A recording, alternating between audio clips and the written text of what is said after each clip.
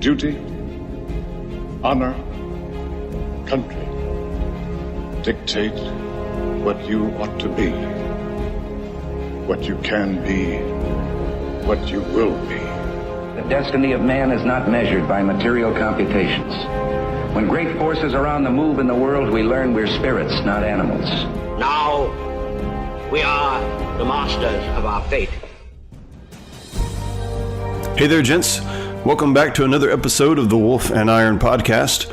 I'm your host, Mike Yarborough, founder and curator of wolfandiron.com, a site that helps men to heed the high call of manful living. Now, my guest today is Aaron Walker. He calls himself Big A, and for those of you who know him, you know exactly why I would want to have him on this podcast. He's a man of integrity, a man that has a tremendous record of success in business and also in his family life. He's got a great story, but I didn't know any of this when I invited him on. I saw a couple of Aaron's videos. He does these Facebook videos live from the Greenway, and he was just so positive. And he had such a genuine message to share. A lot of guys out there today are just sharing the same stuff. It's just like, get it done, get after it, crush it, and that kind of stuff. And I just get tired of it. And I wanted somebody on the show who really had a life of success and could speak to it in from a genuine way and also had some humility about themselves as well. And one of the things that Aaron said that really struck a chord with me and made me want to bring him onto this podcast was he had a Facebook live session where he just said, you know, you got to take time to rest. Yeah, business is important. Yeah, it's important to get out there. But this was around Christmas time last year. He said, you've got to take time to just relax, man. Just rest. So I went out and found out a little more about him. I read his book and invited him onto the podcast. And I couldn't be more impressed with his story and the sort of integrity that he brings to everything that he does.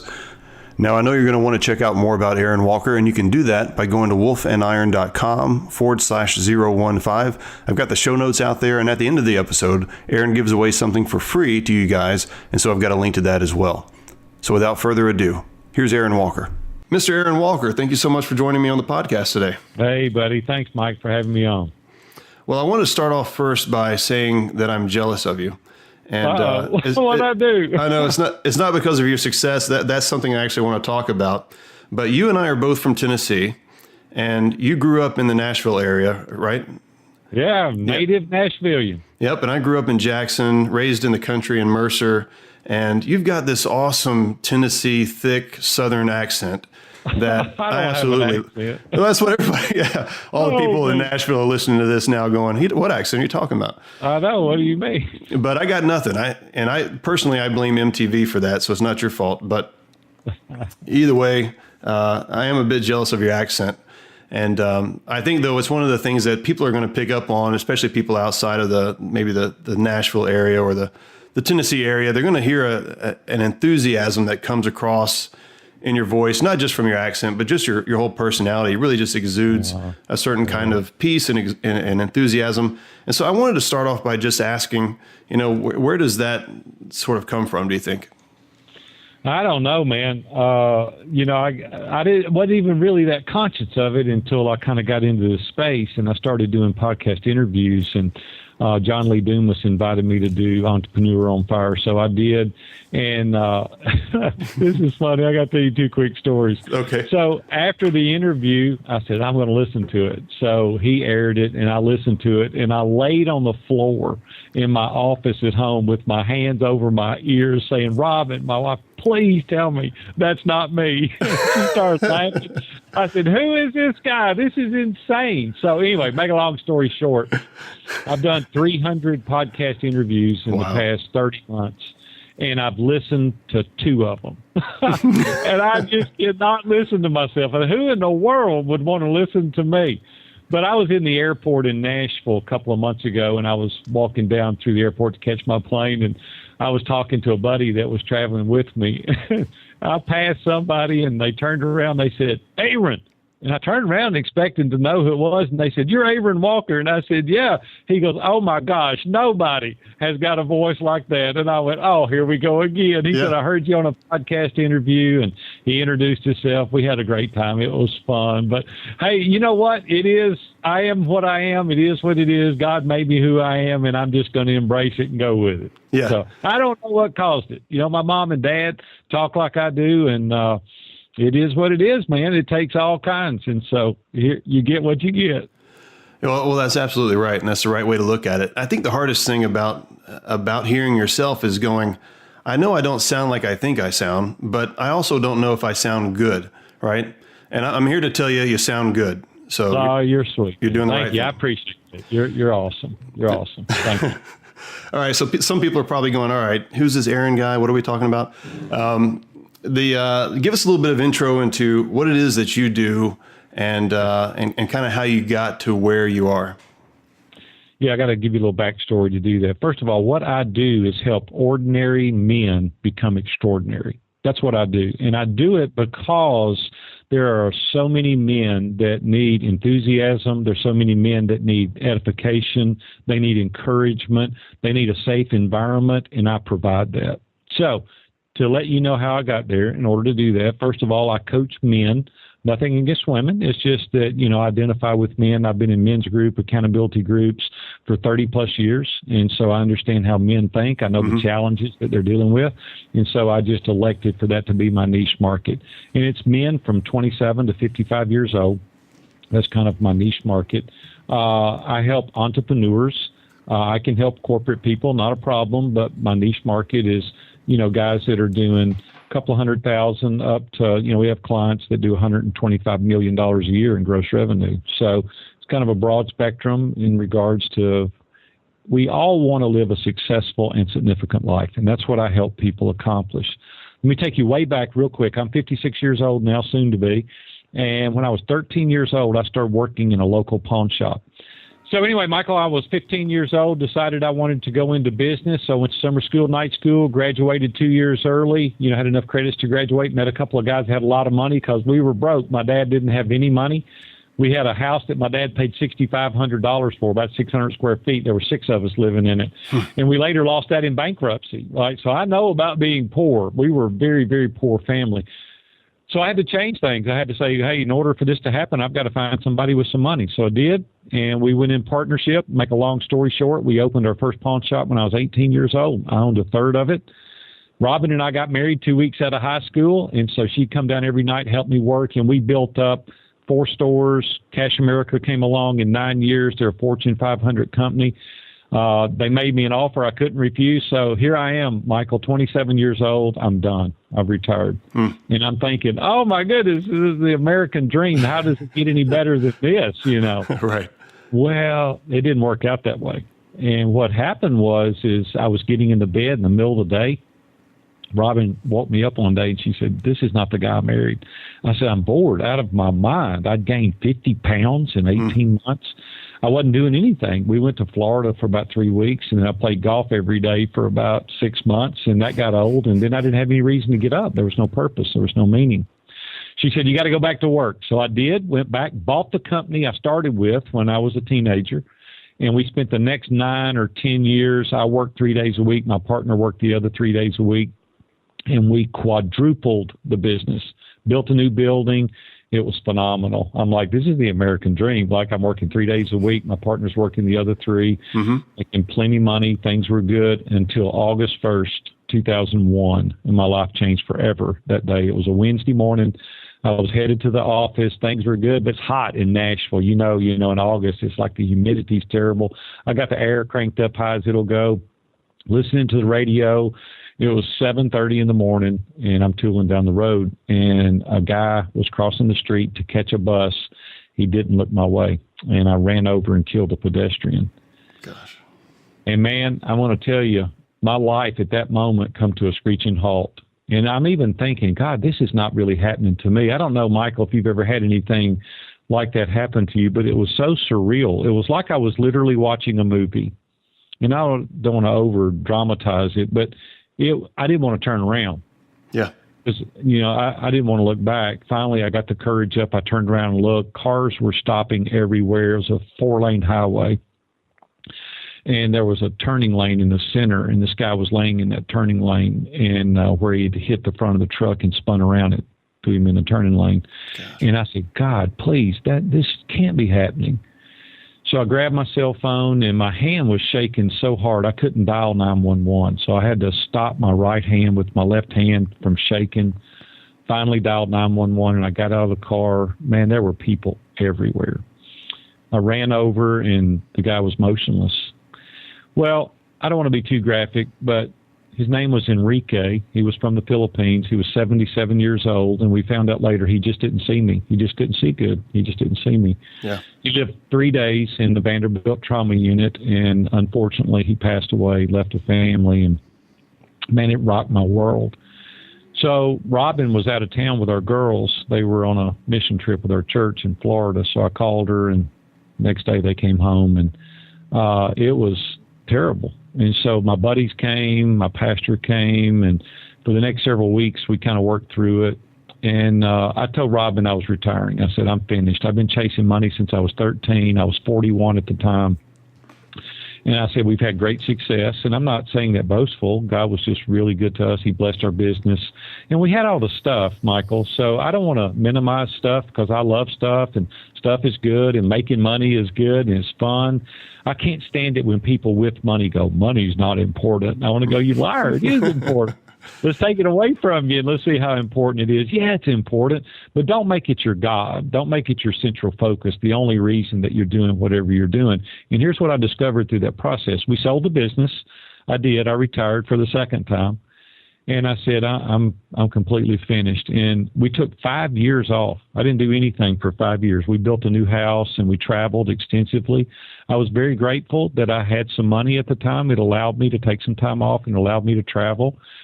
And God gave me the grace that I needed to overcome this, and I did. And you don't ever completely get over it. You just learn how to deal with it, and that's what I did. I could have stayed curled up in the fetal position, but I elected to get up. I said, hey, my family's counting on me. My 2 little girls are counting on me, and I've got to go forward. And I did. Robin woke me up from another nap 5 years later. She goes, you're getting fat and lazy again. It's time to go back in business. We went in the construction industry, and we took a construction company from 2 houses a year to the #1 builder 3 consecutive years in Middle Tennessee over a 10-year period. I turned 50 9 years later, and I said, I'm done this time. Robin goes, how many times are you going to retire? And I said, I'm done this time.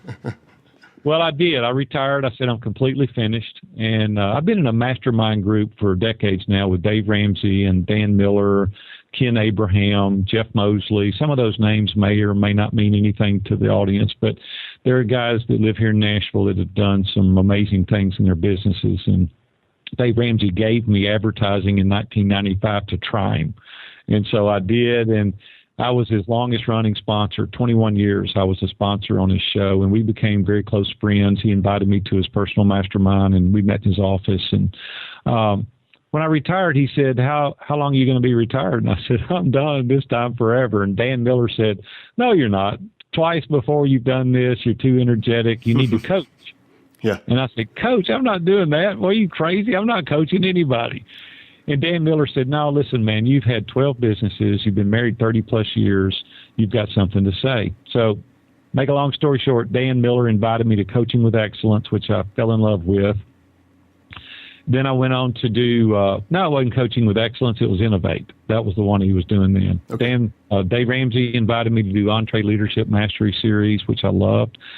And I decided to coach. So I started coaching. Now we have 7 masterminds that we facilitate.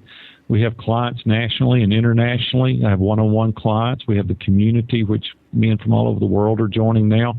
And I get the privilege each and every day, Michael, of helping people obtain their goals, their dreams. I help them go to the next level faster than they ever thought possible. We hold them accountable. We inspire them. And we help the ordinary guy become extraordinary. That's what I get to do now every day. Wow. It's an incredible story, and I'm really enjoying your book as well. So you're an author now, View from the Top. Yeah, thank you. That's my first. And so it's like giving birth to a child. It's like, oh, my goodness, I hope it resonates with somebody. But it's doing really good. Yeah, it's called View from the Top. Yeah, it is. It's really good. And it's great to be able to hear you, to see you on Facebook, and to kind of get your personality, because then it comes through when I'm reading the book as well. And the other thing I like about it, too, is that you're a solid Christian man, and you make that very clear in the book. And so the gospel is well presented, wisdom of God is well presented in there. So as you're sharing your life story, some of the things we heard, well, pretty much all the things we heard now, plus a lot more details, obviously, but then also with the good Christian message, infused in there as well. So I really appreciate that. Yeah, thank you, buddy. I appreciate that. So you mentioned that you'd been chasing money for so many years, and I guess chasing what you thought was sort of a definition of success. I think there's a lot of guys out there right now that are doing the same things, and we're listening to platitudes like, go crush it, go kill it, go hard or go home, that kind of stuff, right? And it's all about work, get it done. And, I think over time you kind of realize, well, success is more than just business success. It's got to mean something more than that, which is the significant part. But how would you help a guy that's looking for success? How do you define what success is? Yeah, here's the thing, and if you guys don't hear anything I'm saying, tune in, kind of lean in right now, because I want you to hear what I've got to say. I want to make it very clear that making money is not a bad thing. You can do great things with money. You can help people. Broke people can't help people financially, right? So it's okay to make money. Go make all you can. But here's what I don't want you to do. I don't want you to solely focus on that and make all this money and come home one day with a pocket full of money to a house full of strangers. Yeah. I don't want you to do it at the expense of your family. And if it's women that are listening, same applies, right? Don't forget your husband and your children and go out and be a career person and overlook your responsibilities of being a wife and a mom. But for guys, we find a lot of our identity and our self-worth in what we do or what we have. And I want to tell you, from my perspective, our identity is found in Christ. So that alone is enough. So you don't need all these other things to get your identity. But it is fun. I've had vacation homes. I've had stuff and cars and take nice trips. It's fun. I don't want to negate that. Mm-hmm. But what I do want to say is success means different things to different people. Really, for me, success now means choosing my own schedule and having financial freedom. Like, I don't have to worry about paying the electric bill. And honestly, that feels good, right? Yeah. I mean, it's like, okay, I got a little money, I can pay the electric bill. But having an engaging family and a meaningful relationships with other people, relationships are paramount. And we forget that. It's one of the most important things to your success is strong, meaningful relationships. But with your family, because they're the people that love you the most. And I want you guys to really pour into those people that love you the most, and that's your family. Another thing for me in success is having a clear conscience with every transaction. We tend to muddy the water oftentimes. There's oftentimes that we do things in gray area that you may or may not want maybe your kids to know or your wife would know. And the litmus test for me is if I would sit down and explain it to my 14-year-old granddaughter and she's good with it, it's probably okay, right? So I want to have a clear conscience with every transaction. Mm-hmm. And we don't do that oftentimes. Oftentimes we're inauthentic. This guy shows up in front of your wife and that guy shows up in front of your children. And when you're alone, you watch certain things on TV. And when you're at church, you talk a certain way. And when you're at work at the water cooler, you're telling a joke, but you would never tell that to this other person that's a good friend. See, that's being inauthentic.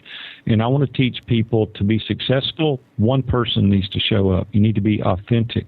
The things you smoke, the things you drink, the things you watch, the things you look at need to be congruent. It needs to be simultaneous for everybody. It needs to be one thing. It needs to be only Michael. This is one guy that shows up. So for me, success means there's one Aaron Walker that shows up regardless of where I'm at.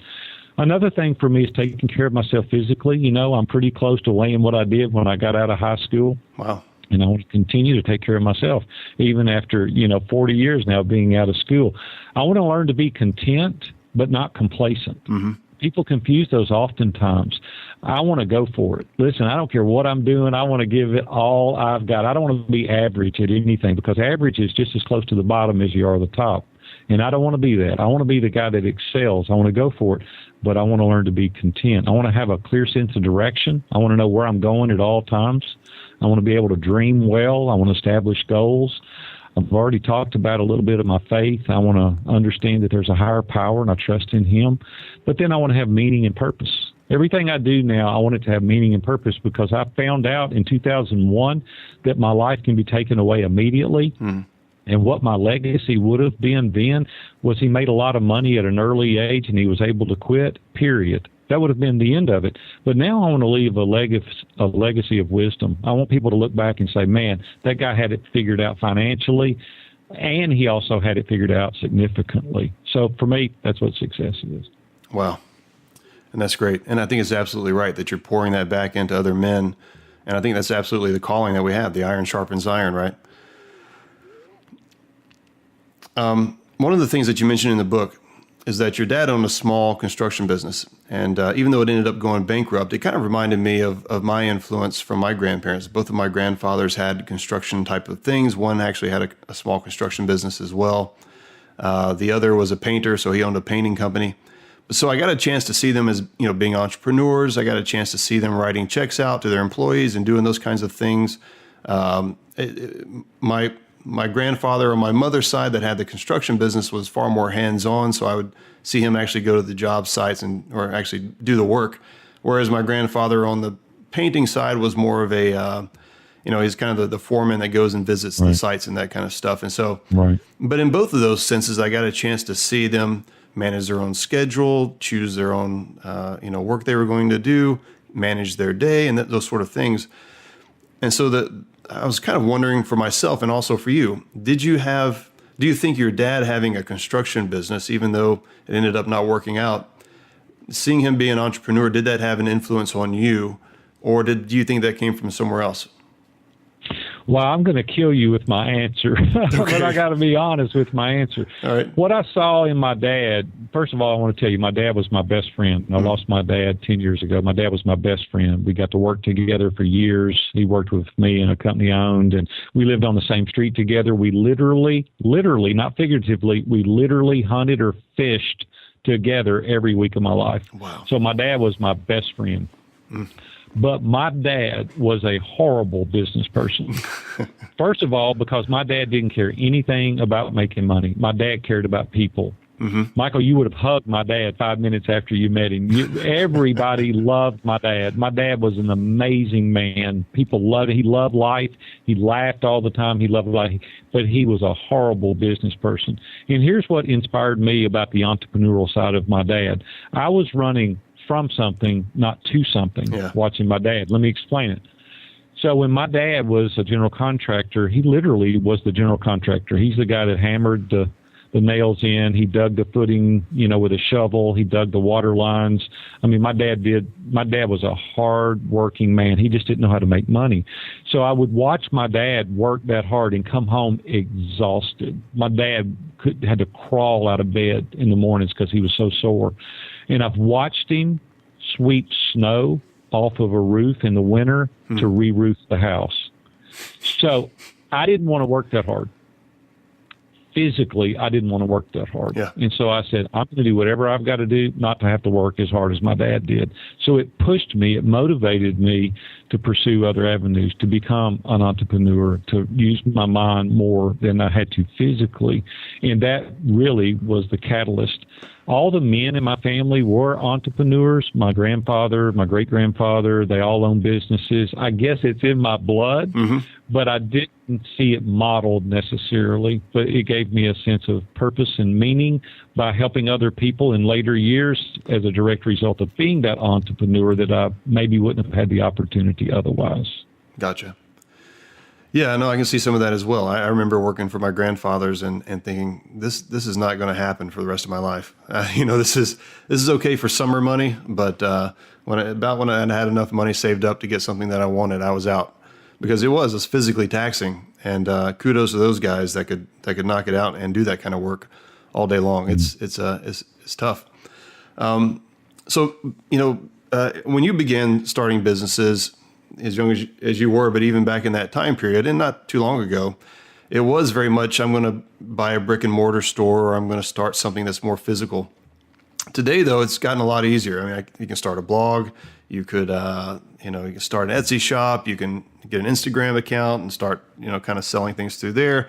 It's become fairly straightforward to start something, to take something from an idea and to get something kind of generally off the ground. It's very low risk, very little investment, many times, depending on what kind of business you're starting.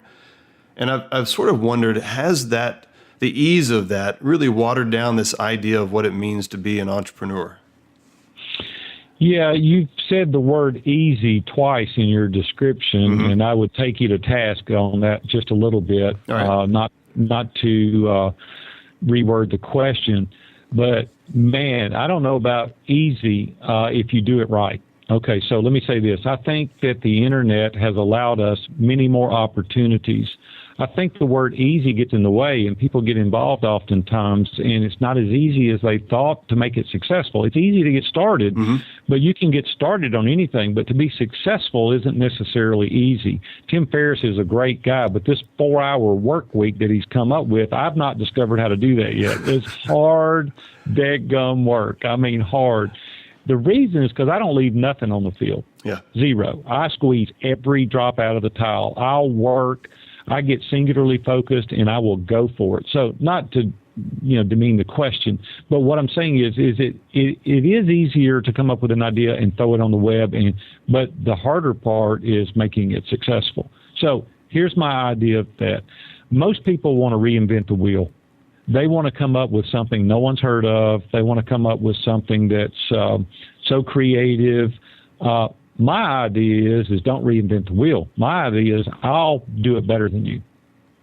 And that's what I'm doing in coaching. It's not that I've come up with some creative formula that I'm, nobody's got but me. It's just that I'll give service like none other. I'll work until I can't no more. I will get, like Greg McCowan says, I'll be an inch wide and a mile deep. See, most people think they've got to do 15 things and do them really well. You don't have to do that. What you've got to do is 1 or 2 things. You've got to exhaust it. And that's what we've done in every business we've ever had. And it's the relational side of it. It's the customer service side of it. It's doing more than they've bargained for. It's giving more value. It's being available for other people when it's not convenient for you. It's helping other people when it's not to your benefit necessarily. It's helping people when they can't repay you. It's providing above that minimal requirement. It's giving to other people because you want to, not because you should. It's putting their desires and their wants ahead of your own. It's prioritizing the things that are really important with other people in mind. It's delaying your personal gratification for the benefit of other people. It's having the foresight to invest long term so that it could impact generations to come. See, it's meeting the needs of others. It's learning to fully engage people. Stop waiting your turn to talk and listen to what they want and feel that. So we can't call that easy because those things are difficult and they're laborsome. It takes a lot of time and energy and effort. And I'll get up and I'll do systems and processes to work through things, even when it's difficult, even when the harvest doesn't come. It's the consistency. It's the regiment. It's doing it over and over and over till you want to die. I did 187 interviews last year. Jeez. Okay. I was tired, all right, but it works. But what I'm saying is, see, that's not easy. Yeah. So I don't want to hang up on the word easy. If you're willing to do the things that I just said, you're willing to write thank you notes until your hand cramps and do it every day. You text people on the phone and say, hey, Michael, I was just thinking about you. You build that relationship. You call people. This morning I sit there and just wrote affirmation emails out to people that weren't expecting it. Wow. I'll call people on the phone and just check on you. And this is one of my favorite things to do. Michael, every time people call you, you answer the phone. Hey, this is Michael. Hey, Michael, it's Aaron. How's it going, buddy? It's going good. I just wanted to call and check on you. Hey, thanks, man. Appreciate it. I want to check on Aiden, want to check on Liam, want to see how those guys are doing. Hey, they're doing great. You're waiting on the question. Yeah. And then I say, okay, man, I got to go. And I hang up and you go, man, he was really calling to check on me. Most of the time it goes like this, though. All those questions. Hey, while I've got you on the phone, can you introduce me to this person? Can you do this for me? Can I borrow? Yeah. Right? But when you do these things that I'm talking about and you invest in the relationships, you invest in the people, you do the work over and over and over relentlessly, then when it is your turn, it's an easy ask. Yeah. See, those things are not easy. And that's what the people are missing today when they launch their new product on the web. And I know some of these things are not what you were really wanting for the answer to this. No, this is great. But, keep going. But the thing is we don't have to reinvent the wheel. People are sitting there killing themselves thinking about how they can come up with this ingenious thing. Just give the level of service that I just said, and you will be light years ahead of everybody. We've got an e-commerce business. And so what you do, and a lot of people don't understand e-commerce business fulfilled by Amazon, but what most people want to do is find that thing that nobody else has got. Well, the truth is nobody's Googling those words, and so you're not going to be successful with it unless you've got a lot of money to build the brand. What you want to do is find things that are selling, that you can kill their service, you can kill their pictures, you can kill the SEO on Amazon, and then you take it to the next level. And now we've skyrocketed this product that we're doing now as a result of outserving our competition. And that's all you need to do in any endeavor. That's all you need to do in any service or any widget is have that mindset of doing all those things that I just said over and above everyone else, and the money will come. Listen, focus on the task, not the goal. Yeah. If you will do a 12-week year like Brian Moran talks about in his book, The 12-Week Year, if you'll focus on the task and you'll do that for a 12-week period. We had a guy recently in our mastermind that's got 26 people in his organization, and he did it. Week 7, he said he had to stop. And I said, why? He said, we can't handle all the work. We can't handle all the customers that are coming in as a result of doing this repetitively each and every day. I got all kind of guys doing that. So you've got to keep your head down. You've got to keep focused, have an idea, and exhaust it. And you do these tasks, and you'll be successful. Well, that's awesome. That's awesome. I'm right there with you on the customer service, and you name off a lot of character qualities that a guy really needs to have, or a woman, but anybody needs to have if they want to be successful. And I kind of wonder if someone says to themselves, I think I'm an entrepreneur at heart, but they know that they don't have these character qualities, the patience, the ability to engage with customers, in the way that they ought to, and that sort of stuff, but they have a ton of ideas and whatnot. Do you think that they should say, hey, I'm going to postpone the whole open a business and just try to figure this stuff out on my own thing and try to learn that through just a regular career and maybe put their ideas on a back burner? Or should they try to say, I'm good at the idea part. Let me bring in other people who would be good at these other pieces and actually start the business? Yeah, I brought in a COO, Tom Schwab. He's in Kalamazoo, Michigan, and he is a systems and process machine. He is an absolute genius when it comes to that. I despise that stuff. Right? What I enjoy doing is interacting with people. I think one of my spiritual gifts is encouragement. Yeah. I love to encourage people, right? Wherever I go, I love to encourage people because I oftentimes see things in people they don't see in themselves, and I can get it out of people. Right. So what I did was, instead of me spending an inordinate amount of time learning systems and processes and administrative tasks, I brought on a partner to do those things. And I said, hey, you do what you're good at. I'll do what I'm good at. We're a marriage made in heaven, right? So I get to do what I enjoy doing. I get to enjoy doing interviews, and I coach, and I lead mastermind groups, and I encourage people. That's where my gift is. Well, his gift is not that. His gift is in the administrative side. So listen, same way in any business. There's a couple of things that you do. First of all, I love to delegate. If anything that someone else can do other than me, I delegate it out. I find somebody that can do it because I want to focus on what I do well. This is a very, very minor example, but like cutting my yard. I'm not too good to cut my yard, okay? I'm not. But the thing is why do I want to go out there for 8 hours and cut my yard, and I can pay somebody X dollars? I can talk on the phone for an hour with a coach, coaching client, and make enough money to pay for cutting my grass for the year. Yeah. So why do I want to invest my time in those things? You need to find out your time is your most valuable asset. We so think, hey, I can do that myself. Roy Vaden wrote a great book. He's a friend of mine here in Nashville, and it's called Procrastinate on Purpose. We need to prioritize our priorities, and we need to delegate everything that we can, and we need to only do what we can do. And when you get that mindset, you can't save your way into prosperity. You've got to increase revenue. And the only way that you can increase revenue is if you do what you do best and you delegate everything else out. That's really good. And I think that's there's an excellent point that you made there about even using the cutting the grass example, because usually what happens is we say, I'm going to pay someone else to cut the grass so that I don't have to do anything, right? So that I can spend that time just chilling out. Right. And that's not really the right mindset. We want to say, I'm going to pay someone else to do that so that I can employ them, which is good. And because they're probably going to do a better job at it than I am. And so that I can use that time being productive in some other kind of fashion. And I think, I don't know where the mindset comes from. It's just, maybe it's just a lazy Western lifestyle. I don't know. But I think that's an excellent point, is that when we're asking someone else to do work that we could be doing, we ought to be filling that time doing something that's really more in our wheelhouse, or where we're going to be generating more significant success, with that time. It's good. Michael, if I were to tell you that I could get you a 750% return on your investment, would that be of interest to you? That would be. Well, here's go ahead. Let's look at it from a time standpoint. Okay. People say every day, this only takes me 5 minutes. Yes, every day. So what we don't do is called the 30 times rule. What we should be willing to do is invest 30 times ever how much time that it takes to teach someone else to do it.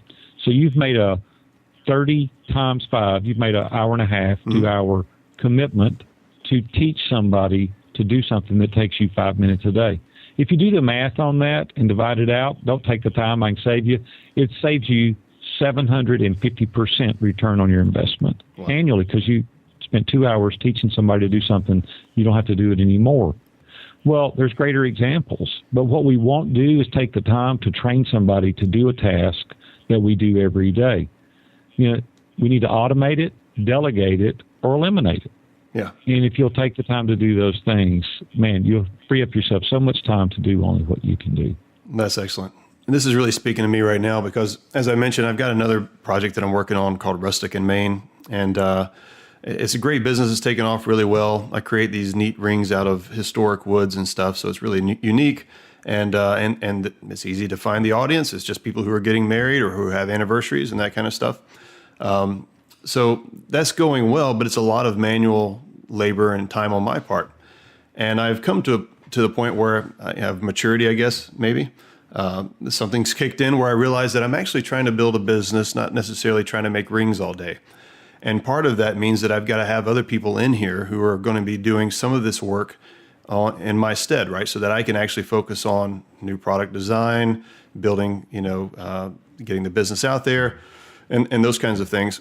And yes, still having some hands-on parts there, but or having some hands-on with the business, but really getting other people in. And then I should, instead of having the typical response from my heart would be, I don't want to pay people to do something I could do myself, right? That's the growing up poor mentality, I think. It's the staying poor mentality. It is the staying poor mentality. That's absolutely right. Hey, let me give a tip. Let me give a tip to you and to the listeners that'll help you. And this is free. It won't cost you anything to do this. Because a lot of people think, well, I've got to get Billy over here and I've got to sit down with him for 2 hours, and they just won't be willing to take that time. Mm-hmm. Here's what you do. If you're doing a task on the computer, get like zoom.us or get ScreenFlow, one of those that can capture your screen. You can do share screen, and so hit record and walk through, get a microphone, spend $30 and get a microphone, and walk through the task on your computer if it's something that you need to teach somebody. Save that file as an MP4 file in Dropbox, download that, attach it to an email, and send it to Billy, and he can watch the thing 50 times until he gets it. All right, so you've taught one time. Same way with your building the rings or whatever it is that you said. Take your iPhone, set it up on a tripod, get a wireless mic, hook it up to your shirt, do whatever you do. It's free. Yeah. Save it on Google Photos, send it to the guy and say, here's the process. That's great. I just did it. Yeah. You watch this thing. We can do that in every arena because we have video. Yeah. And we can save it as an MP4 file and share it. You train one time. Yeah, that's awesome. Excellent advice. Very good. So I want to touch on something else here, kind of getting into the mastermind piece of this. I was really impressed that you got into this mastermind with Dave Ramsey and these other names so early on. And I've been thinking about joining a mastermind group as well, possibly starting one up. And but I know there's a lot of guys out there that are thinking, I don't have time for that. I'm more of a loner. I kind of do it on my own. Just give me some books to read. Why is it that masterminds are so, or any kind of group of men like that are so important for a man to be a part of, that's going to give him a clearer pathway to success? Yeah, great question. I never even heard of a mastermind until Dave Ramsey invited me to join his. And I saw him at a concert in Nashville, and he said, hey, Big A, so why don't you come and join my mastermind group? And I said, join your what? He said, my mastermind group. I said, what in the world? And he goes, just trust me. I said, okay. So I go out there, and there's 10 guys in this conference room, and we're sitting around a table, and it was uncomfortable at first. It was like, man, I don't even know these guys. Well, so month after month, year after year, the veil started kind of coming down. I was able to be more transparent and honest because it was sharing with guys that were non-biased. They didn't have any hunt in the game. Whatever they told me, it was the truth because they didn't win or lose as a result of what they told me because they're trusted advisors. They're people. And I started seeing some of their success, and I thought, well, why would they tell me otherwise if it wasn't true?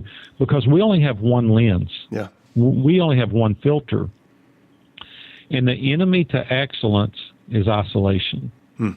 When we start believing that our way is the right way and there's not another opportunity or not another option, we're fooling ourselves because there's different vantage points. Robin and I was going to do a big business deal not too long ago, and we both said, yeah, it's a good thing, let's do it. She said, what about your guys? And I said, well, I haven't talked to them yet. So I go and talk to them individually. 8 out of the 10 guys said, don't do it. Wow. And I said, what? So I go back home, and Robin and I started talking about it, and I said, here's what Tom said, here's what Dave said, here's what Dan said.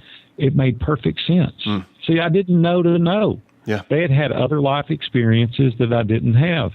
Well, when you subject yourself to the scrutiny of other men that, you believe in, that you trust, and you only get that over time, it has saved me from running off in the ditch so many times. One of the guys brought a product he was going to launch, and he played what he was going to do. He showed the slides. He showed the music. And it was terrible. It sucked. I mean, it was really bad. And we said, it's really bad. And he was embarrassed, right? He was. But he'd rather been embarrassed in front of 10 people than he would the world. And keep him from investing a lot of money, he tweaked the music. He tweaked the slides. He tweaked the audio. And it was unbelievable. Now he had a great product, right? Yeah. That's why we need people around us, because other people see you differently than you see yourself. And when you can go into a room and say, hey, how am I doing here? Do I need to do more of this? Stop doing this. There's an accountability level to it. It just adds so much value, because the value of the counsel of the multitudes is indescribable. And then when you have a general consensus of 6, 8, 10 guys, more than likely it's going to work. And that's the reason I will never not have a mastermind group. That's awesome. That's good. And I think that I got to wonder if there weren't more of a sort of a natural, I don't know, it probably wouldn't be a mastermind group. I don't know what you would call it. But there was at least a congregation of men that you could talk to, because men used to hang out more. We used to have things that we did together, men and women. And so even that's gone now, right? So you don't even have your drinking buddies, right, to really give you advice as much as you used to. So, obviously mastermind's a step way up from that, because you've got people who are investing in bettering themselves and bettering each other. So that's good, really good.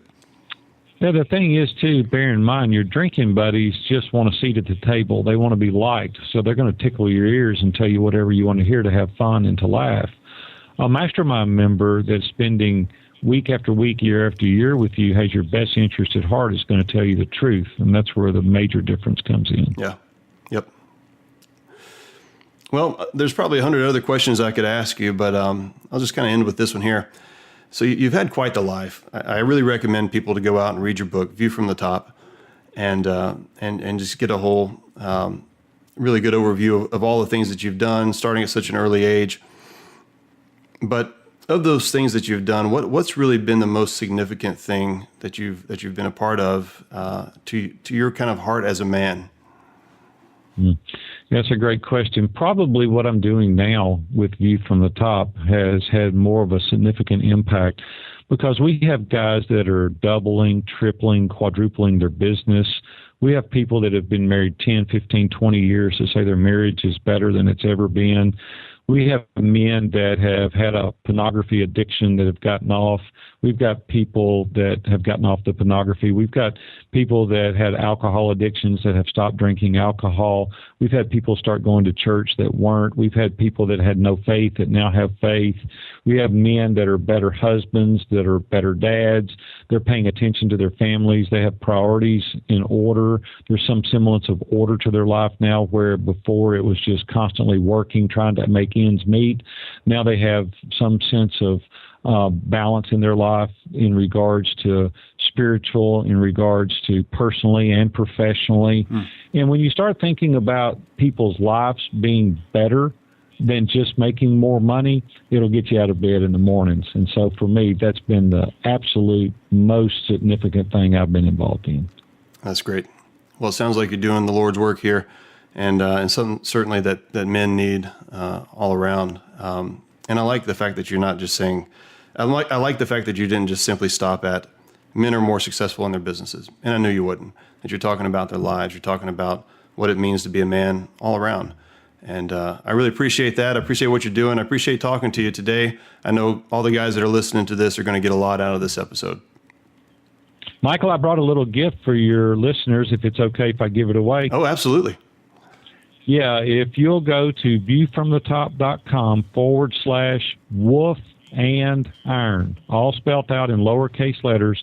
There are 3 documents I use every day. I've taken the price off of them. I'm going to give them to you. So just go there and download those. One is a personal assessment where you can look at yourself, look at your identity, your ideals, your relationships, your career, your faith. You can look at everything related to your life and just ask thought-provoking questions.